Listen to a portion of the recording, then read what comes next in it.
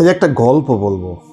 পৃথিবীর অন্যতম একটি শক্তিশালী প্রাণী হচ্ছে হাতি, যে বনের গাছ উপড়ে ফেলে, যে রাগের মাথায় ঘরবাড়ির ধুলোই মিশিয়ে দিতে পারে। সে আজ একটি সামান্য কাঠের খুঁটির কাছে বন্দি। অবাক হচ্ছেন? সে কেন চেষ্টা করছে না? কেন সে তার অসীম শক্তিকে ভুলে গিয়ে মাথা নিচু করে দাঁড়িয়ে আছে?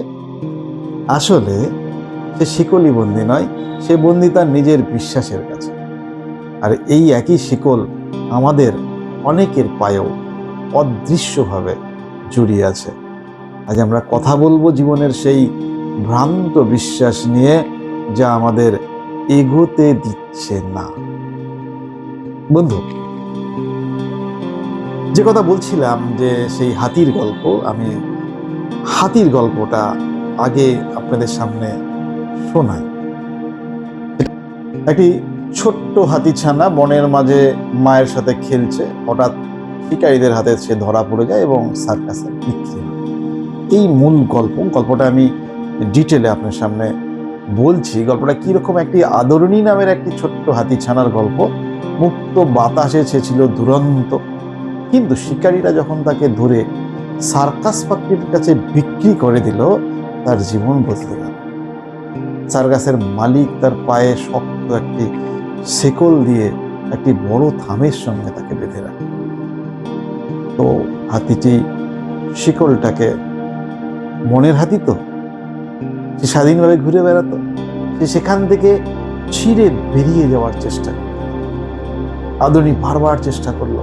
সে ছোট্ট ছিল, তার শক্তি ছিল কম, কিন্তু শিকলটা ছিল অনেক মজবুত। দিনের পর দিন সে চেষ্টা করে, আর যতবার চেষ্টা করে শুধুমাত্র রক্ত আর যন্ত্রণায় সে পেল।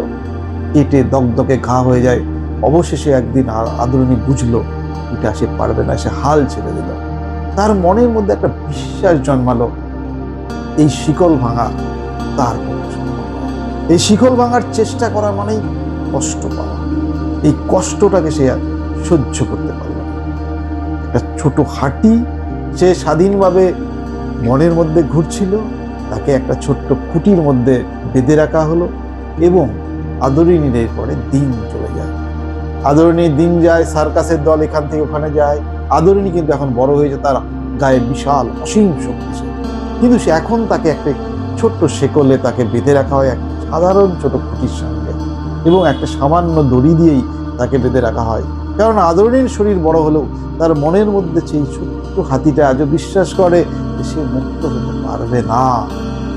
একবার সার্কাসে আগুন লাগলো, সবাই পালিয়ে বাঁচল, সবাই পালিয়ে গেল, কিন্তু পর্যাপ্ত শক্তি থাকা সত্ত্বেও আদরণী সেদিন পুরো ছাই হয়ে গেল, কারণ সে পালানোর চেষ্টাই করে। এই গল্প থেকে আমরা কি বুঝতে পারি? আমাদের জীবনে কিরকম ভাবে আমাদের ভ্রান্ত ধারণা। একটা সাধারণ মানুষ আয়নার সামনে দাঁড়িয়ে হতাশ হয়ে ভাবছে যে চারপাশে তার নেতিবাচক চিন্তাগুলো তার সামনে সবসময় আসে। আমি পারবো না, আমি জানি না, আমি জানি না, আমি পারবো না।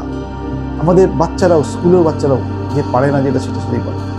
আদরণীর এই গল্প কেবল একটা গল্প, একদমই না। মনোবিজ্ঞানীরা একে বলেন লার্ন হেল্পনেস। আমাদের মাঝেও এমন হাজারো মানুষ আছে যারা নিজেদের অজান্তেই ভ্রান্ত বিশ্বাসের শিকলে তারা বন্দী। আমরা ছোটবেলায় কোনো ব্যর্থতা বা আশেপাশের মানুষের নেতিবাচক কথাকে সত্যি বলে মেনে নিয়েছি। ছোটবেলা থেকে আমাদের মনেও এমন কথা গেঁথে আছে যে আমার কপালটাই খারাপ। আমরা বলে অভ্যস্ত, আমার কপালটাই খারাপ, আমি ইংরেজি বলতে পারি না তাই আমার উন্নতি হবে না, আমি ইংরেজি বলতে পারি না তাই আমার উন্নতি হবে না, এত বড় কাজ আমার দ্বারা সম্ভব না, আমার দ্বারা সম্ভব না, বা আমি এই সম্পর্কে যোগ্য নই। আমরা ভুলেই গেছি যে ছোটবেলায় সেই দুর্বল আমি আর আজকের এই পরিণত আমি এক নয়। কিন্তু সেই পুরনো বিশ্বাসগুলো আজও আমাদের পায়ে অদৃশ্য শিকল হয়ে ঝুলে আছে। ডক্টর ম্যাক্সওয়েল মলস একে বলছেন আত্মসম্মোহন। একে আত্মসম্মোহন বলছেন। আমরা নিজেরাই নিজেদের ব্যর্থ হওয়ার জন্য একটা হিপনোটাইজ করে রেখেছি, যে আমরা পারি না, আমরা নিজেদেরকে হিপনোটাইজ করে রেখেছি। মুক্তি পাওয়ার উপায় কি? কিভাবে এই শেকল ভাঙবেন? আসল কথা তো এইটাই। কিভাবে আমরা এই শেকল ভেঙে বেরিয়ে যাব? এই বন্দিত্ব থেকে মুক্তি পাওয়া কি সম্ভব? দেখুন, প্রথমে তো আপনি যদি বুঝতে পেরে থাকেন আপনি বন্দী, তাহলে একটু চিহ্নিত করুন। একটি কাগজ আর কলম নিন, লিখুন আপনার অবচেতন মন আপনাকে কি কি বলে বাধা দেয়। কোনো কাজ করতে গেলে কি বাধা দেয়, কোন পরিস্থিতিতে আপনি ভয় পান, কোন কোন পরিস্থিতি। অতীতের স্মৃতিগুলোকে বিশ্লেষণ করুন, ভেবে দেখুন তো এই ভয়টা কি আপনার নিজের? এখন যে ভয়টা কোনো কাজ শুরু করার সময় যে পাচ্ছেন, সেটা কি আপনার নিজের, নাকি ছোটবেলায় বাবা মা, শিক্ষক, বন্ধু বান্ধব বা পাড়া প্রতিবেশীর নেতিবাচক মন্তব্যের জন্য? তাই নেতিবাচক চিন্তাকে বাতিল করুন। যখনই মনে হবে না আমি পারবো না, তখনই মনে মনে বলুন বাতিল, আমি এই ভুল ভাঙবো, এটা ভুল।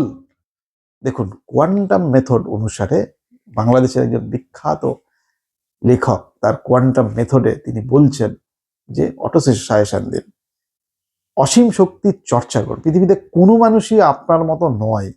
আপনার ভেতরে যে সম্ভাবনা আছে তা প্রকাশের অপেক্ষা মাত্র। অভ্যাস বদলানো যায়, আর আপনার বিশ্বাসও একটা অভ্যাস। অভ্যাস যদি বদলানো যায়, তাহলে আপনার বিশ্বাস, যেটা একটা অভ্যাসের সমষ্টি, তাকেও বদলানো যাবে। তো আমার বক্তব্য যে আজকের এই গল্প থেকে আমরা কি বুঝতে পারলাম, আমরা কিভাবে নিজেদেরকে, নিজেদের ভ্রান্ত বিশ্বাসগুলোকে বদলে ফেলতে পারি, ভেঙে ফেলতে পারি, আমাদের অভ্যাসকে আমরা বদলাতে পারি। আদরণী চেষ্টা করেনি বলে প্রাণ হারিয়েছে, কিন্তু আপনি তো মানুষ, আপনার বিচার বুদ্ধি আছে, শেখার ক্ষমতা আছে। আপনার পায়ের সেই অদৃশ্য শিকলটি আসলে সেই সুতোর মতো পাতলা, একটা সুতোর মতন পাতলা। শুধু একবার ঘুরে দাঁড়ানোর সাহসটুকু করুন। মনে রাখবেন, বিশ্বাস ভ্রান্ত হোক বা সঠিক, তার একটা সম্মোহিনী ক্ষমতা আছে।